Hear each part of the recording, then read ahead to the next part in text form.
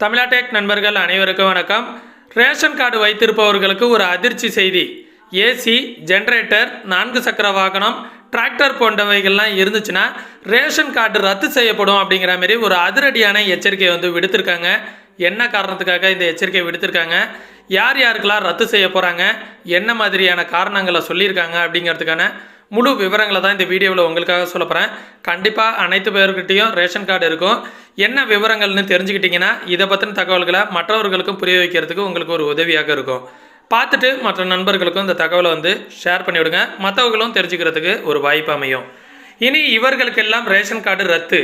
Ration card பயனாளர்களிடம் AC, generator மற்றும் 4 சக்கர வாகனங்கள் இருந்தால் அவர்களின் ரேஷன் கார்டுகள் ரத்து செய்யப்படும் என்று மத்திய அரசு எச்சரிக்கை விடுத்திருக்கிறது.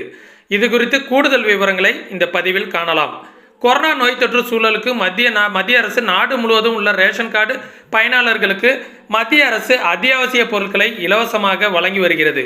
ஆனால் இந்த இலவச பொருட்கள் பெறும் பயனாளர்களிடம் ஏசி, ஜெனரேட்டர், 4 சக்கர வாகனம், டிராக்டர், ஒன்றுக்கும் மேற்பட்ட ஆயுத உரிமங்கள் இருந்தால் அவர்களது ரேஷன் கார்டுகள் ரத்து செய்யப்படும் என்று, இலவசங்களை பெறுவதற்கு உரிமம் இல்லை என்றும் அரசு எச்சரிக்கை விடுத்திருக்கிறது.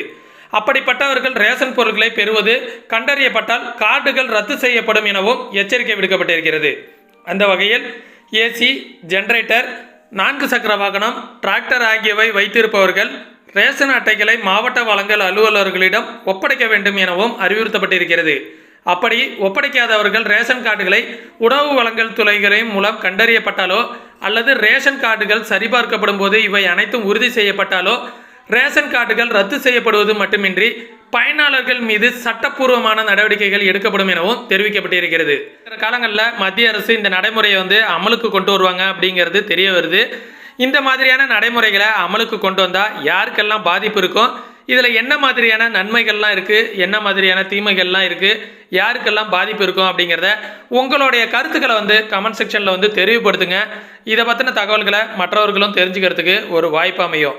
இந்த தகவல் கண்டிப்பாக உங்களுக்கு பிடிச்சிருக்கும் அப்படின்னு நினைக்கிறேன். பிடிச்சிருந்துச்சுன்னா லைக் பண்ணுங்கள். மேலும் இது போன்ற பயனுள்ள தகவல்களை உடனுக்குடன் தெரிந்து கொள்வதற்கு நம்ம சேனலை தொடர்ந்து இணைந்திருங்கள். நன்றி, வணக்கம்.